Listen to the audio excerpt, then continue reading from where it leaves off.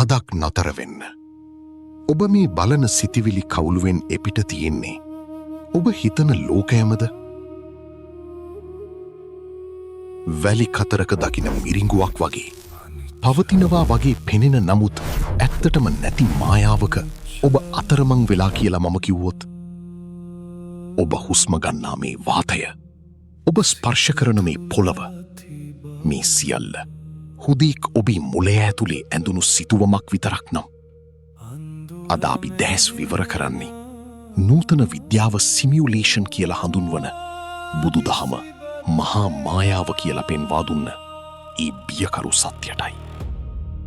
විද්‍යාව අද කියන්නේ අපි මේ මහා විශ්වය කියන්නේ අති විශාල ගණිතමය සමීකරණයක් කියලා. හරියට වීඩියෝ ගේම් එකක ඉන්න රූපයක් තමන් ඉන්නේ ගේම් එකක කියලා දන්නේ නැතිවා වගේ අපිත් මේ ඉන්නේ සුපිරි බුද්ධියක් විසින් නිර්මාණය කළ පද්ධතියක වෙන්න බැරිද? ක්වොන්ටම් භෞතික විද්‍යාවට අනුව ඔබ යම් වස්තුවක් දෙස බලනතුරු ඒක එතන පවතින්නේ නැහැ. ඒක හරියට පරිගණකයක මෙමරි ඉතිරි කරගන්න කරන ක්‍රියාවලියක් වගේමයි. ඊනම් මේ මුළු අහසම මේ මහා සාගරයම අපි ඇස රැවටීමට මැවුණු ඩිජිටල් රූපරාමු පෙළක් විතරද?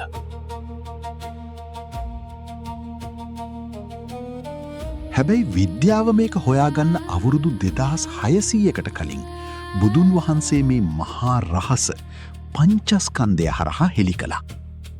රූප, වේදනා, සංඥා, සංස්කාර සහ විඥානය. උන්වහන්සේ දේශනා කළේ මේ ලෝකය මිරිංගුවක් වගේ කියලා. දිය මත මැවෙන සසල සඳ වගේ. පවතිනවා වගේ පේන නමුත් ඇත්තටම පවතින්නේ නැති මායාවක්. විද්‍යාව ඩේටා කියලා කියන දේට බුදුදහම සංස්කාර කියලා කියනවා. ඒ කියන්නේ මේ හැමදේම ඔබේම සිතුවිලිවලින් ලියවුණු කෝඩ් එකක ප්‍රතිඵලයක්. ඔබට කවදහරි ඩේජාවූ එකක් වෙලා තියෙනවද? යම් දෙයක් වෙද්දී ඒක මීට කලිනුත් වුණා කියලා තදින්ම දැනෙනේ අමුතු හැඟීම. විද්‍යාව කියන්නේ මේවා මේ සිමියුලේෂන් එකේ ඇතිවන ග්ලිචස්, හෙවත් පද්ධතියේ වැරදීම් කියලා. බුදුදහමට අනුව මේවා අපේ සංසාර මතකය සහ වර්තමාන සිමියුලේෂන් එක අතර සිදුවන ගැටීම්. ඔබ මේ ලෝකයේ දකින අහම්බු සිදුවීම් ඇත්තටම අහම්බු ඒවාද? නැත්තම් මේ වැඩසටහන ලියපු කෙනාගේ වැරදීම්ද? මේ සිමියුලේෂන් එක මෙහෙයවන ප්‍රධාන ඇල්ගොරිත්මිය තමයි කර්මය. ඔබ කරන කියන හැමදේම ඔබේ විඥානීය නමති අදිසි ගබඩාවේ දත්ත විදිහට තැන්පත් වෙනවා. ඒ දත්ත තමයි ඔබේ ලෝකය නිර්මාණය කරන්නේ. ඔබේ දුක, සැප, ඔබේ උපත, මේ සියල්ල ඔබම ලියාගත්ත කෝඩ් එකක ප්‍රතිඵලයක්. එහෙනම් ඔබව පාලනය කරන්නේ දෙවියෙක් නෙවෙයි, ඔබමයි. මේක කාගේ හරි ගේම් එකක් නම් එහි ප්‍රෝග්‍රෑම වෙන්නේත් ඔබම නේද? එසේනම් මේ මහා මායාවී සිරකූඩුවින් නිදහස් වන ඒ රහස් ద్వාරය ඇත්තේ කොතනකද?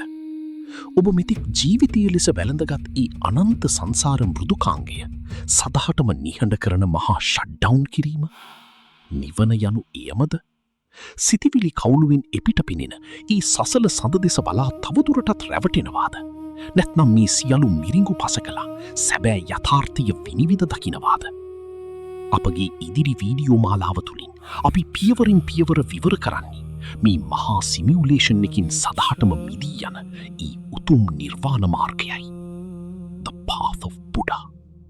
බුදුදහමේ යථාර්ථය විනිවිද දකිමින් ආමිසයින් ප්‍රතිපත්තියට යන ඒ මහා මාර්ගය විවර කර දෙන නාලිකාව.